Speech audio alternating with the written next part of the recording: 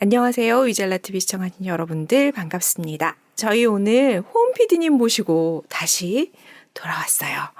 오늘은 또 누굴까 궁금하시죠? 네, 저희 소개하고 바로 들어갈게요. PD입니다. 네, 더덕입니다. 호원 PD입니다. 네, 반갑습니다. 네, 반갑습니다. 네. 살이 쪽 빠지셔서 오셔가지고 깜짝 놀랐어요. 네. 저는 몰랐는데 네. 주변에서 다들 네. 살이 빠졌다고 말씀하시더라고요. 얼마나 강도 높게 일을 하고 계셔서. 모르겠네요. 그래서 일단 쉴 시간은 없는 것 같습니다. 아, 초집중하셔서 일하시나 보다. 예, 또 본의 아니게 네. 감사한 일이죠. 참. 그러니까 좀 재밌는 일을 열심히 할 때 살이 빠지는 것 같아요.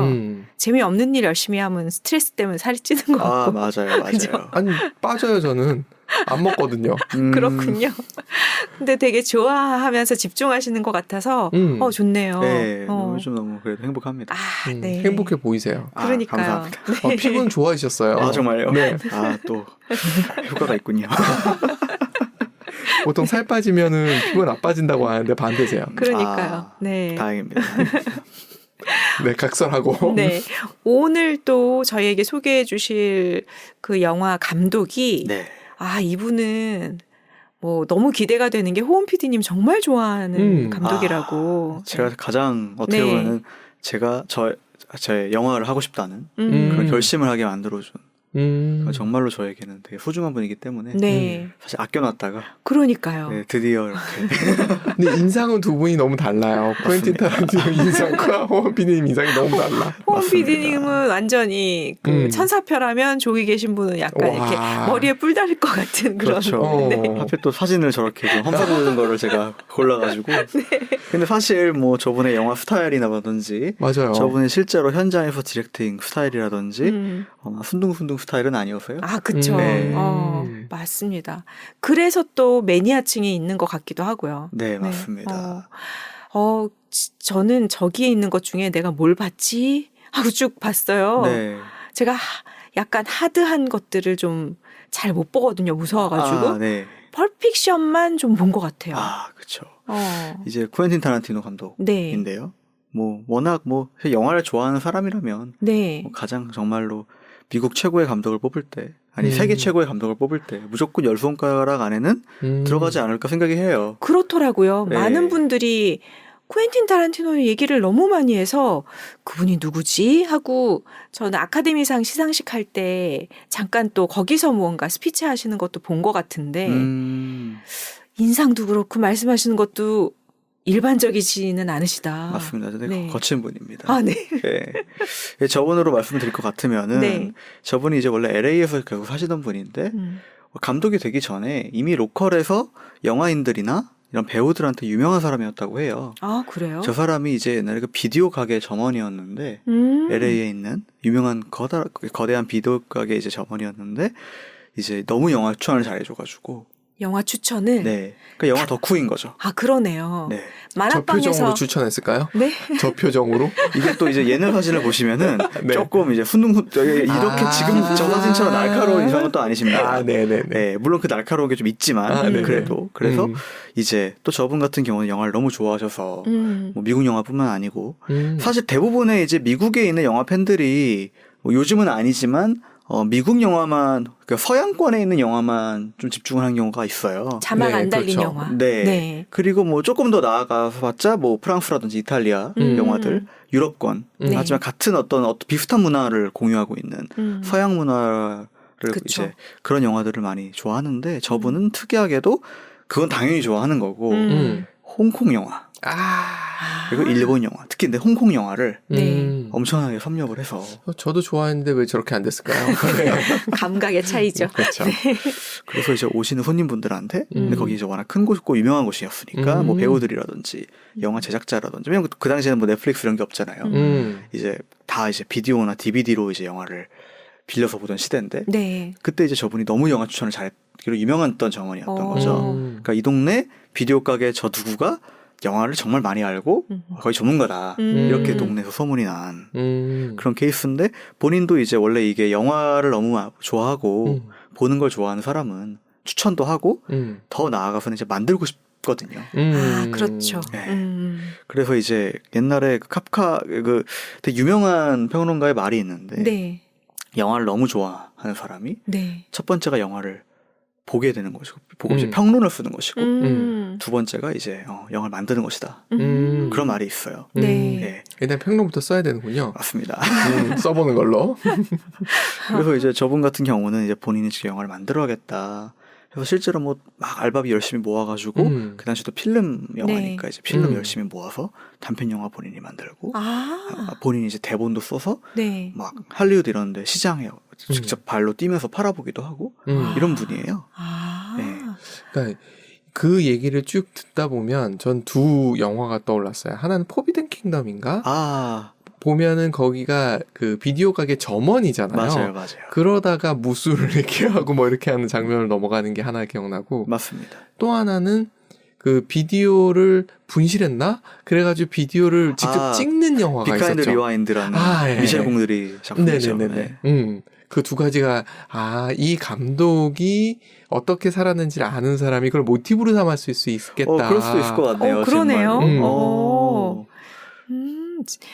기피디님도 영화를 좋아하니까 약간 그런 생각이 좀 들긴 드시나 봐요. 근데 전 작품성으로 좋아하는 게 아니라 서사적으로 특이한 걸 되게 좋아하거든요. 서사적으로 특이한 걸 말씀하시면은 네. 또 이분만큼 또 특이한 분이 잘 없습니다. 기피디님 이제 보겠네. 정주행 하겠네. 하나씩 보면 되겠네요. 네. 한번 정주행 하시는 게 영화가 몇 개 안 돼요. 저분 만드신 게 뭐 물론 뭐 저번에 저희가 다뤘던 뭐 다미안 샤젤이라든지 이런 감독들보다는 이제 활동하신 기간이 있으니까 꽤 만드셨는데 지금까지 총 9작품을 만드셨고요. 그리고 이제 저분이 10번째 작품이 올해 가을에 이제 촬영을 시작해요. 네. 그런데 그게 이제 본인 마지막 작품일 거라고. 옛날부터 저분은 이제 나는 영화 10개만 찍고 영화를 감독을 그만둘 것이다. 그렇게 얘기를 했어요. 일단 멋있어. 카리스마가 있으시네. 네. 그래 놓고 11번째 넷플릭스 드라마가 나올지도 몰라. 그 얘기도 했습니다.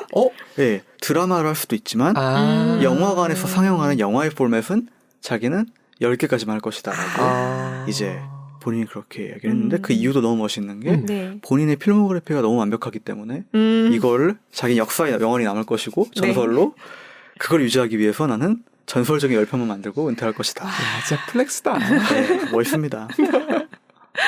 그만큼 또 실력도 되니까 사람들이 그렇죠. 인정하는 거죠. 그러니까 굉장히 궁금한 사람입니다. 네.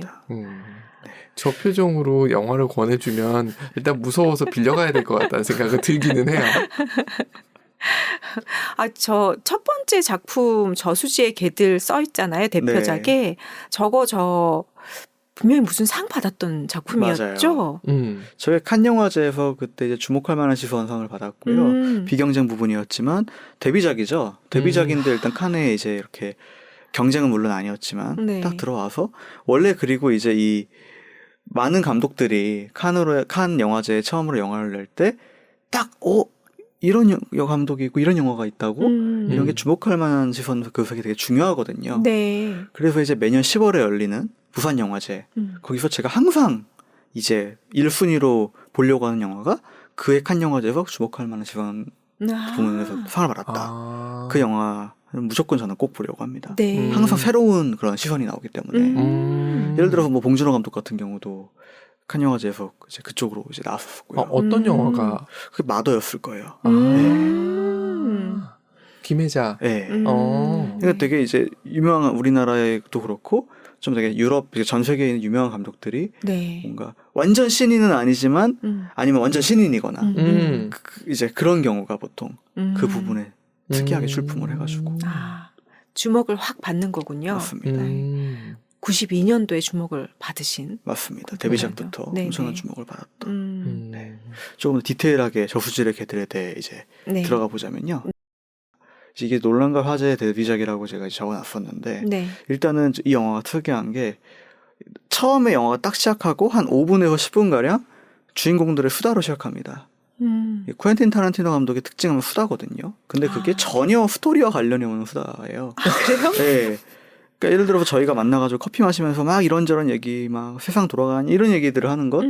영화는 장르가 저 영화의 장르는 이제 그 강도물이거든요. 그러니까 이 은행 강도, 깽단, 네, 그렇죠. 그런 내용인데 처음에 그냥 마돈나 노래로 시작해가지고 그냥 막 잡담 같은 걸 해요.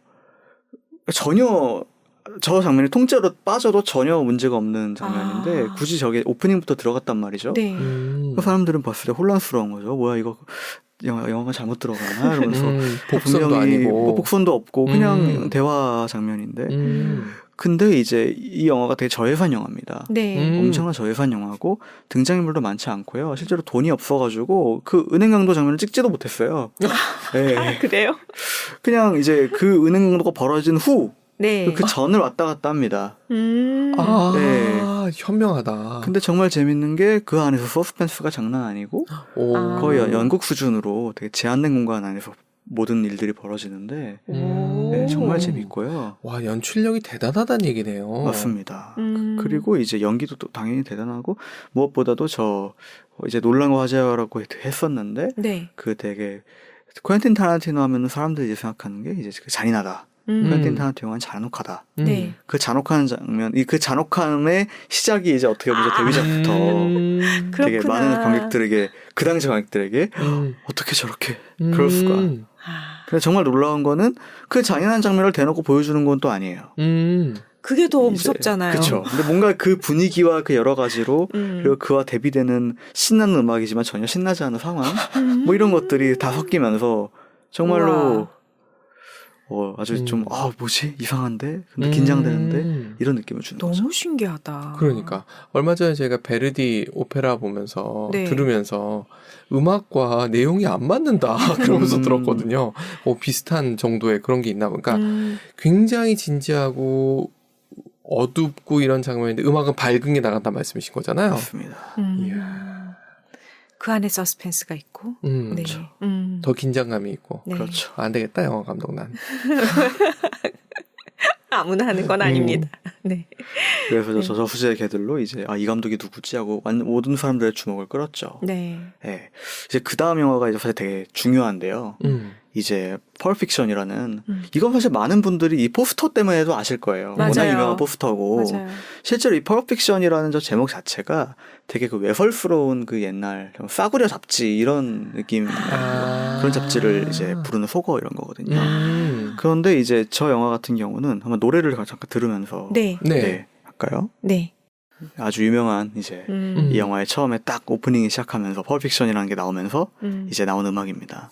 근데 이제 저 영화가 대단한 게 이제 두 번째 작품이잖아요. 네. 근데 그의 칸 영화제에서 황금종려상 최고상을 받았어요. 와우. 세상에. 네, 그리고 사실은 모두가 얘기를 합니다. 저 작품이 오스카를 받았어야 됐다고.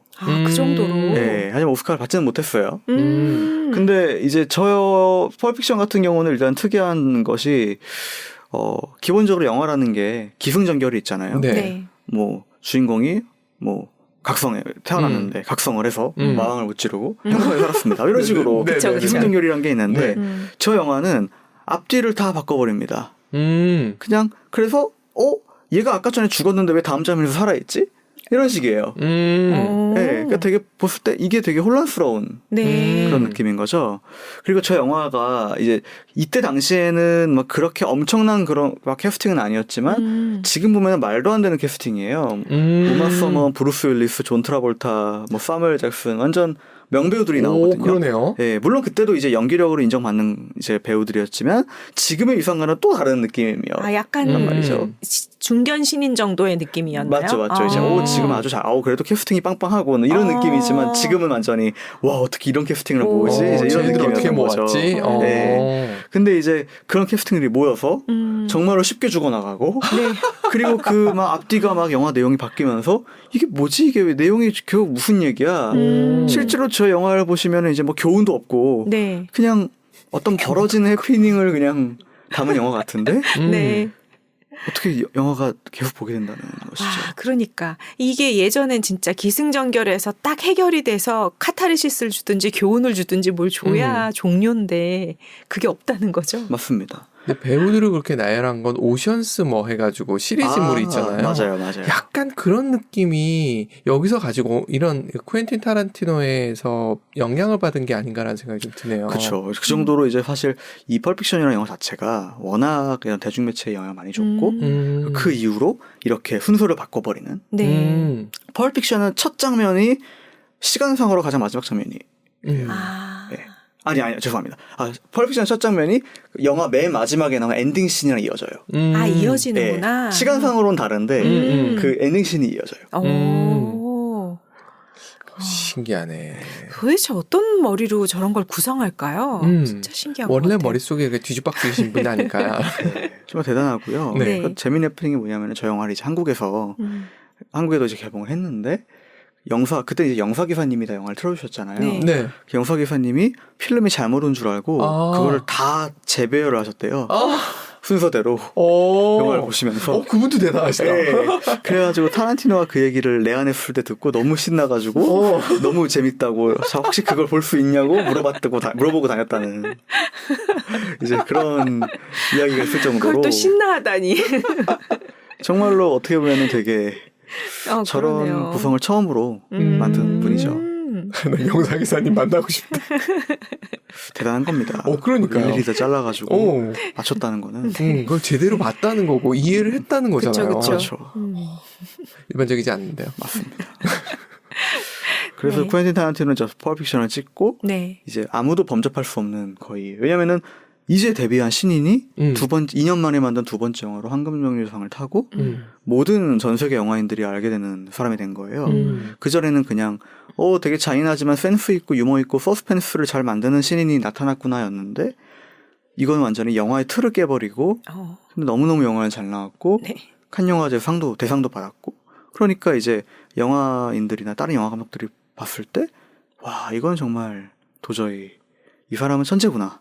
천재 엄청난 인정. 사람이 나왔구나. 네.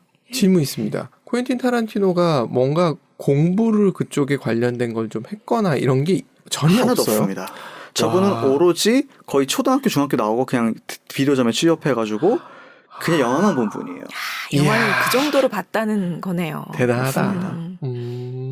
그래서 이제 저분의 이제 특징 중 하나가 네. 본인이 옛날에 너무 좋아했던 영화 혹은 그 영화의 장면들, 음악들을 자기 영화에서 그대로 갖다 씁니다.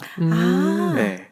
그래서 뭐 오마주가 되게 많고요. 예를 들어서 아까 저수지 개들 같은 경우는 딱 되게 좀 상징적인 장면이 이제 이 갱스터들 검은색 양복에 검은색 넥타이를 맨 갱스터들이 이제 일렬로 걸어가는 장면인데 전형적인 오후성 홍콩 영화예요. 그걸 그대로 오마주한 거예요.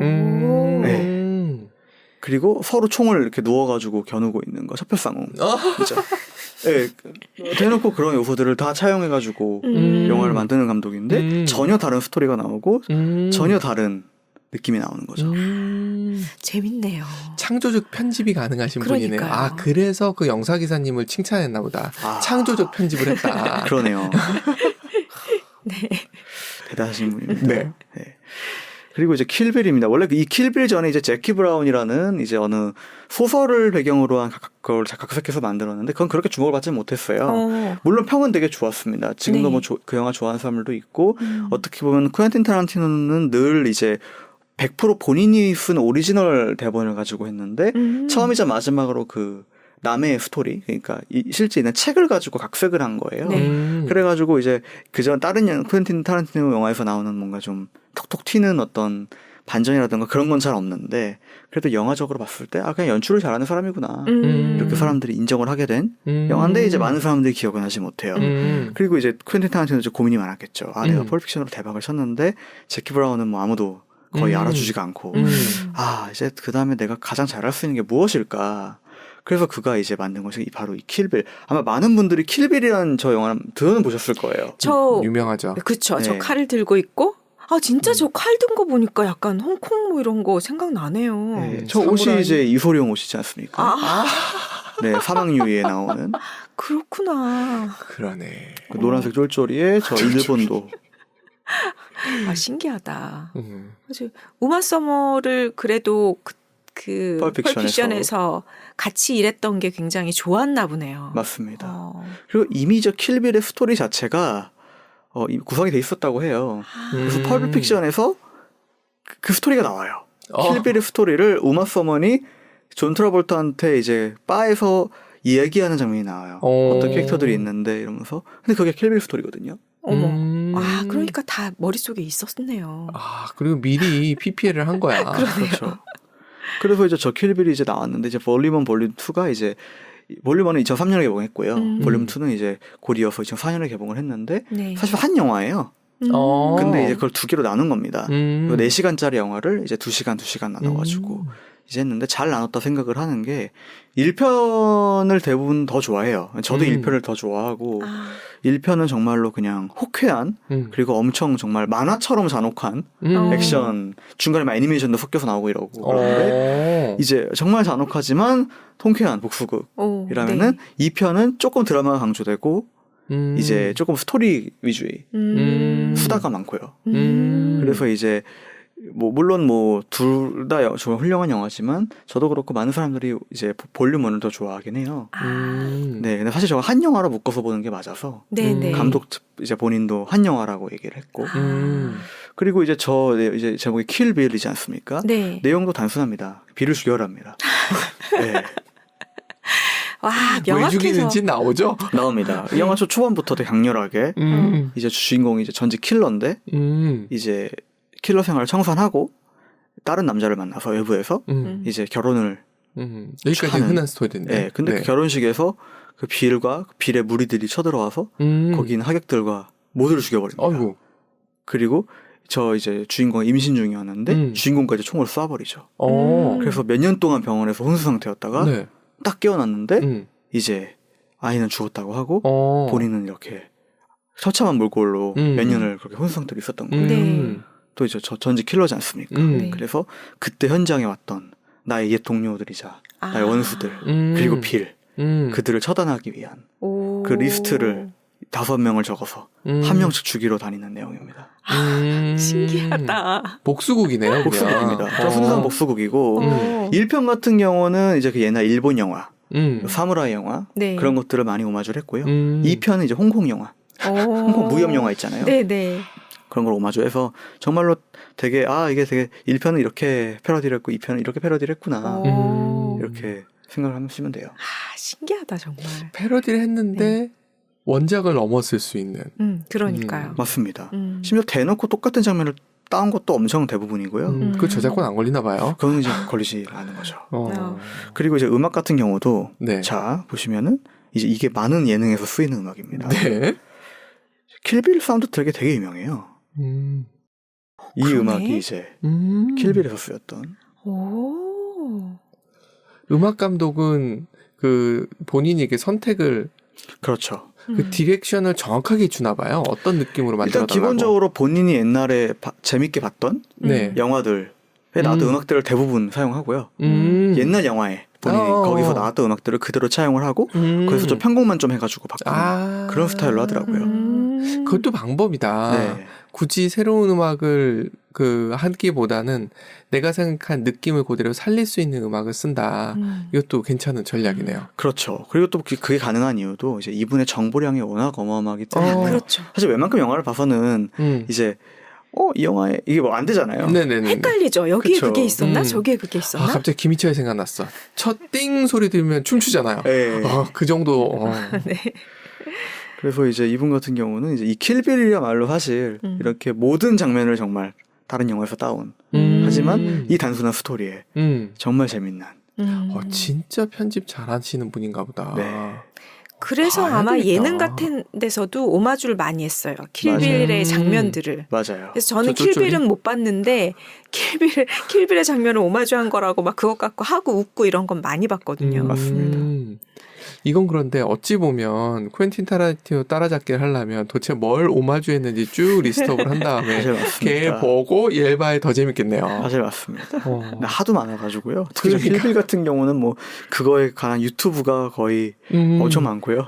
그 정도구나. 네, 너무나도 많은 사람들이 그런 오마주들을 어떻게 좀 찾아냈기 때문에. 진짜 사람들 대단해. 그렇죠. 정말.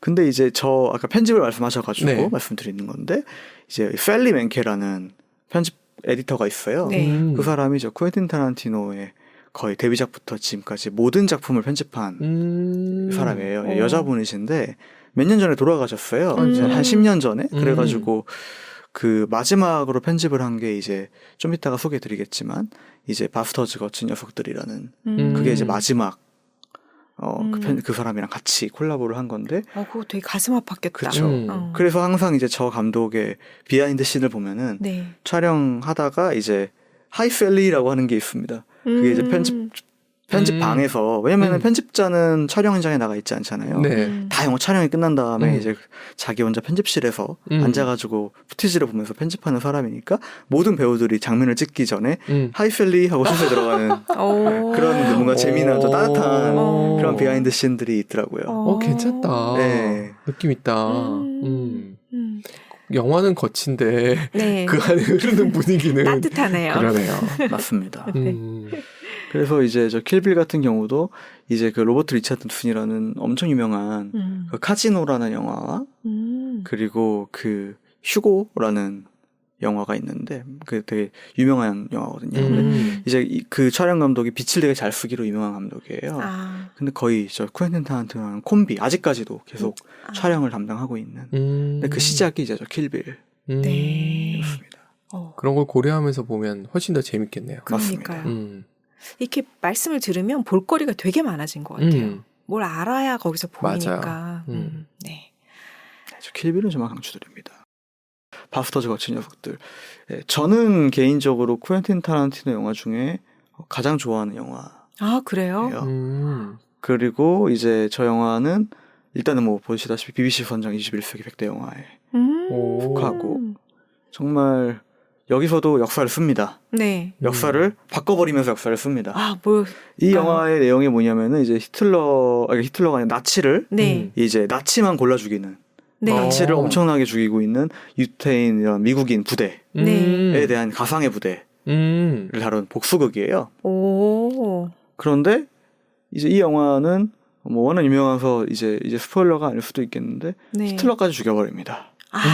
네. 역사를 바꿔버려요. 그렇구나. 네. 그래서 속이 시원했을 수도 있겠네요. 사람들이 맞습니다. 볼 때. 아무도 지금까지 나치 시대를 배경으로 한 영화 중에 히틀러를 죽인 영화 없었거든요. 이 영화가 최초입니다. 네. 그게 왜 최초일까? 많은 사람들이 그 생각은 했을 텐데. 네. 너무 뻔뻔하게 그냥 마치 정말 역사인 것처럼. 그리고 가장 정말 오락 영화의 끝판왕이라고 생각해요. 저는. 네, 저는 너무 재밌는 영화고 다시 봐도 너무 재밌는 영화고 정말로 너무너무 모든 배우들의 연기가 특히 저 이제 크리스토퍼 얼츠라는 저 배우가 원래 그 당시에 거의 무명 배우였는데 이제 한스 란다라는 어느 나치 친위대 장교로 나와요. 근데 별명이 이제 그 유대인 사냥꾼.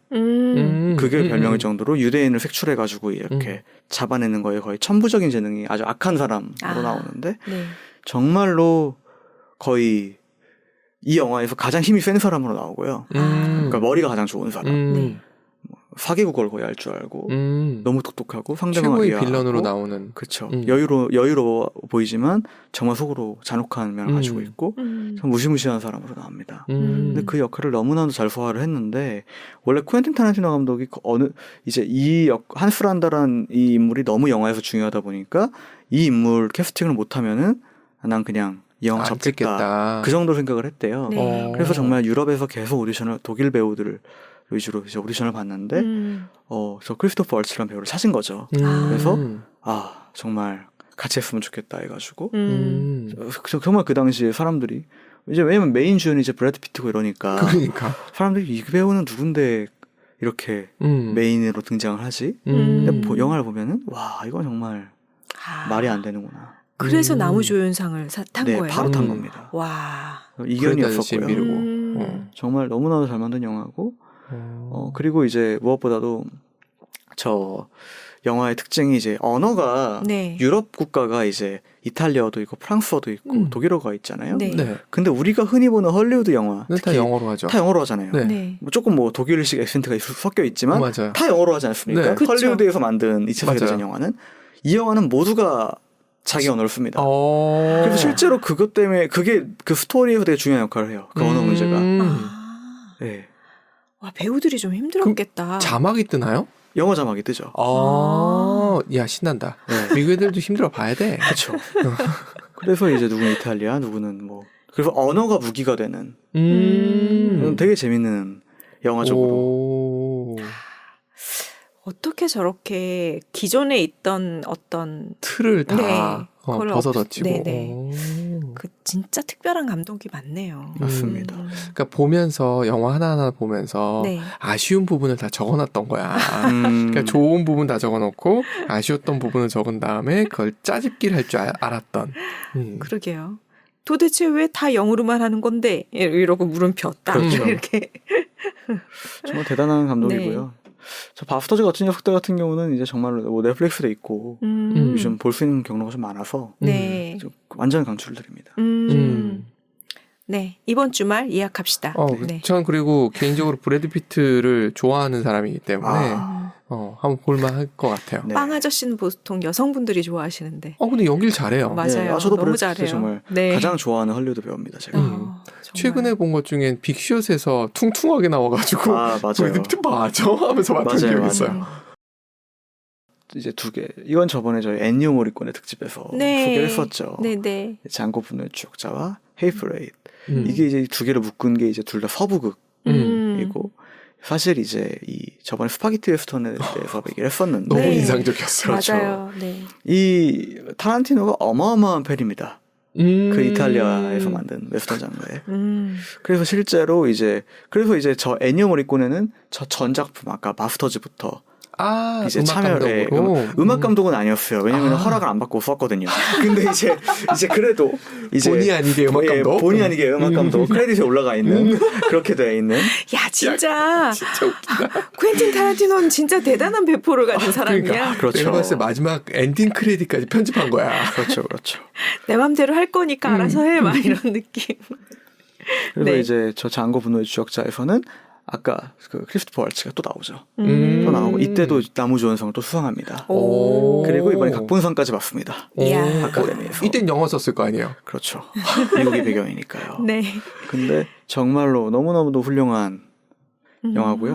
이것 그러니까 또한 정말 오락 영화로 또 끝판왕이 또 다른 끝판왕이 아닌가. 계속 끝판왕이라는 말을 이번에 많이 쓰는데.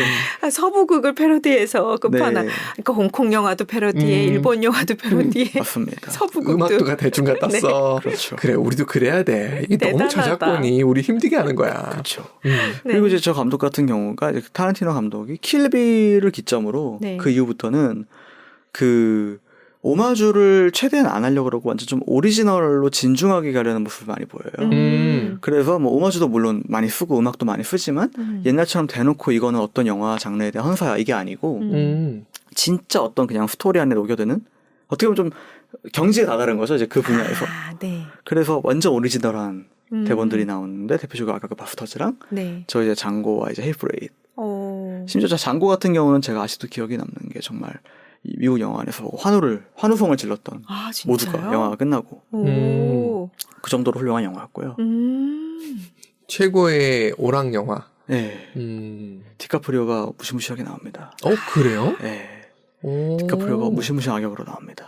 디카프리오가 찌질하게 나오는 거 본 적 있어요. 블러드 다이아몬드인가? 거기서 찌질하게 나오잖아요. 마지막에 멋있게 죽지만. 네. 여기서는 그냥 나쁜 잔혹함. 놈입니다. 나쁜 놈. 디카프리오 얼마 전에 무슨 영화였죠? Don't Look Up.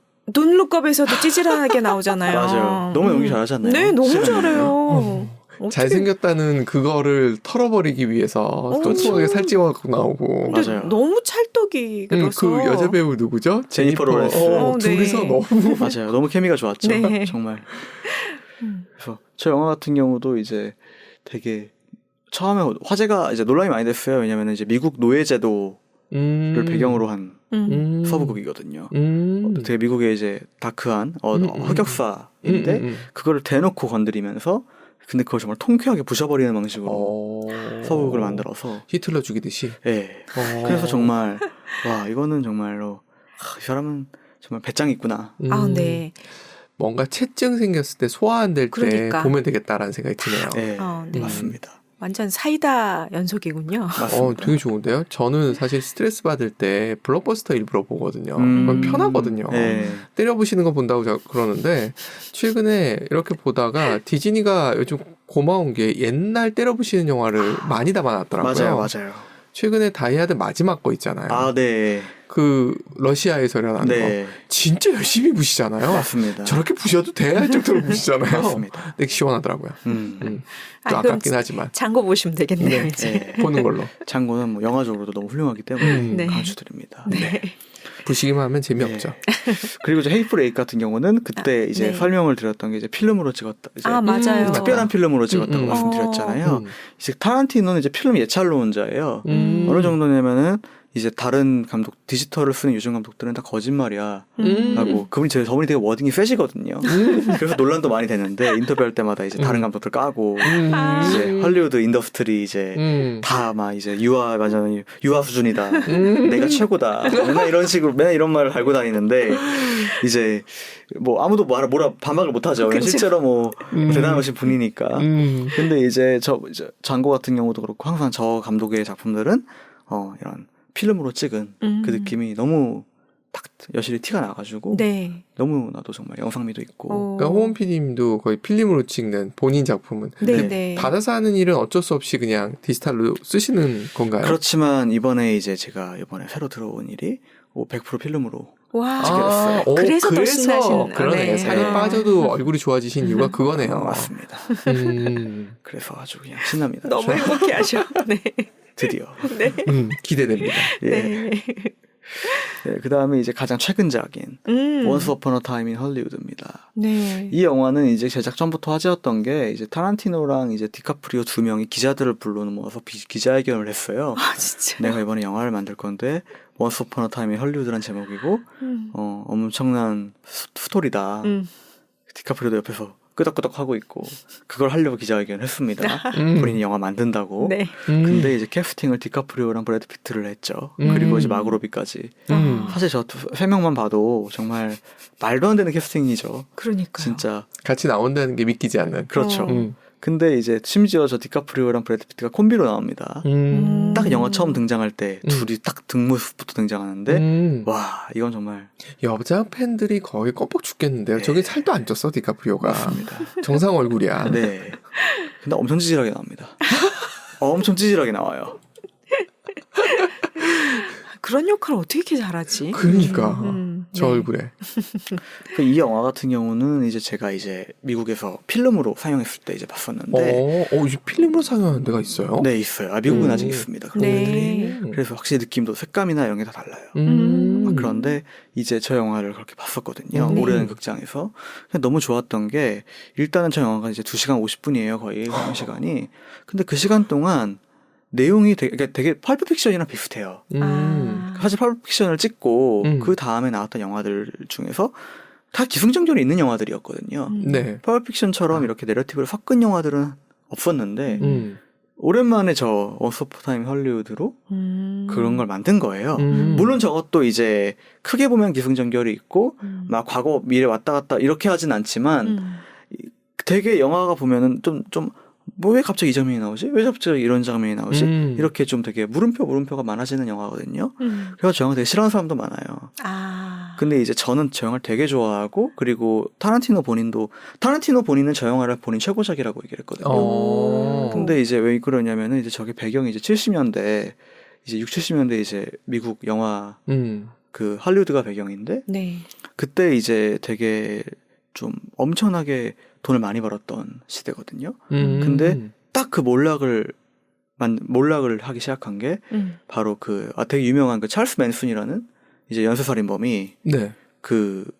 저 베버리힐즈 어떤 저희 헐리우드 저택에 쳐들어갑니다. 네. 그래가지고 로만 폴란스키라는 감독의 와이프를 그리고 거기 있는 사람들을 다 죽여버려요. 그리고 이제 그게 다 이제 난리가 난 사건인데 그때 이후로 이제 히피가 아예 사라졌고 모든 문화적으로 그게 다 바뀐 사건이거든요. 되게 비극적인 사건이에요. 네. 그 감독의 집에 그러니까 그 젊은 청년들의 히피들이 와서 이제 그렇게 한 거죠. 그 히피들이 와서 네, 그렇게 사람들을 죽인 거라는 거죠. 찰스 맨슨이 뭔가 종교 집단 리더 같은 사람이었는데 컬트 같은 네. 히피들을 모아서 이제 이렇게 생활하는 근데 이렇게 그것도 되게 아이러니한 게 이제 이 사람이 찰스 맨슨은 이제 음악을 하는 사람이었는데 본인 앨범을 거절했던 프로듀서를 죽이고 싶었던 거예요. 그래서 자기 추종자들한테 가서 죽여라라고 했는데 하필 그 사람이 이사를 간 거예요. 그리고 그 집에 저들이 이사를 한 거예요. 근데 이제 로만 폴란스키 감독의 출장 때문에 이제 떠나고 저 임신한 와이프랑 다른 손님들이 모여서 놀고 있었는데 그 집을 쳐들어간 거죠. 그래서 이제 그런 참상이 일어났는데 이제 너무 이제 그런 과정도 잔혹하고 이래서 되게 엄청난 논란이 됐었어요. 사실 저 샤론 테이트도 배우예요. 샤론 테이트가 이제 와이프 이름인데 샤론 테이트도 이제 그 당시에 뜨던 신인 여배우거든요. 그래서 이 신인 여배우와 이제 스타 감독의 만남 이렇게 해가지고 되게 화제였었는데 이제 지금 사람들은 샤론 테이트라고 하면 이제 그 끔찍한 사건의 피해자로만 기억을 하죠. 거의 언론에 박제되다시피 했으니까. 네네. 그런데 이제 어떻게 보면 저 영화가 되게 전 아름답다고 생각하는 점이 저 영화에서도 역사를 바꿉니다. 그래서 사실 저 영화에서 되게 서스펜스인 부분이 우리는 이제 영화 마지막에 어떻게 될 줄 아니까. 저 마고 로비가 샤론 테이트 역으로 나오거든요. 네. 그래서 이제 저 브래드 피트랑 디카프리오의 메인 스토리가 진행될 때 갑자기 중간중간에 뜬금없이 저 샤론 테이트의 일상이라든지 음악 듣는 모습이라든지 영화관에서 자기가 나온 영화를 자기가 영화관에 가서 보는 장면이라든지 심지어 그때 그 장면에서 마고 로비가 연기를 하는데 화면에서 나오는 장면이 영화 장면이 마고 로비가 연기한 게 아니고 진짜 샤론 테이트가 나왔던 영화 클립 그대로 썼어요. 그거 숨기지 않아요. 네. 되게 정말로 이건 실제 이야기야라는 느낌을 넣었네요. 그렇죠. 그래서 영화가 진행될수록 이제 그 날이 다가올수록 사건이 벌어질 테니까 특히 이제 저 브래드 피트랑 디카프리오가 그 옆집으로 이사 온 커플로 나오거든요. 커플이 아니고 이제 배우들로 나오거든요. 네. 그래서 이제 막 숨죽이면서 보는데 마지막에 정말 통쾌하게 역사를 바꿔버리거든요. 네. 근데 어떻게 보면 그게 되게 위로인 거예요. 저 감독으로서는 저 배우에 대한 위로이자 이제 그래서 이제 원스 포너 타임하고 점점점 인 할리우드가 뭔가 실제로 옛날 옛적 헐리우드란 뜻인데 사실 옛날 옛적 헐리우드는 아닌 거죠. 동화인 거예요, 저거는. 그러네요. 네. 그래서 저 영화 마지막에 이제 그 찰스 맨슨의 추종자들이 이제 집에 쳐들어오는데 원래 저 샤론 테이트의 집에 쳐들어가려 하다가 디카프리오랑 시비가 붙어서 디카프리오 집에 쳐들어와요. 근데 브래드 피트는 저기서 거의 인간 병기로 나옵니다. 스턴트맨으로 나오는데 전직 군인 출신이자 그 인간 병기로 나와요. 그래서 그가 정말 잔혹하지만 통쾌하게 그 히피들을 다 정말 처리해버리거든요. 그런 그 디카프리오와 함께. 그러면서 이제 끝났군 이제 이러고 있는데 샤론 테이트가 이제 옆집에서 인터폰으로 밖에 무슨 일이 있나요? 그래가지고 아니에요 우리가 다 핸들했어요. 이래가지고 문이 열리면서 저희랑 같이 파티 하실래요? 이렇게 해가지고 딱 그 거대한 게이트가 열리는데 그때 되게 묘한 음악이 흐르면서 디카프리오가 마치 실제로 존재하지 않은 세계에 들어가는 것처럼 그 문으로 들어가고 그때 영화에서 처음으로 저 타이틀인 Once Upon a Time in Hollywood가 나오거든요. 그러니까 이게 사실 판타지인 거죠. 그쵸. 그러네. 근데 그 판타지인 이야기를 이 시네마라는 영화라는 도구를 사용해가지고 이렇게 위로도 하면서 그걸 풀어낸 거예요. 그러네요. 그러니까 헐리우드 역사상의 비극을 이제 이렇게.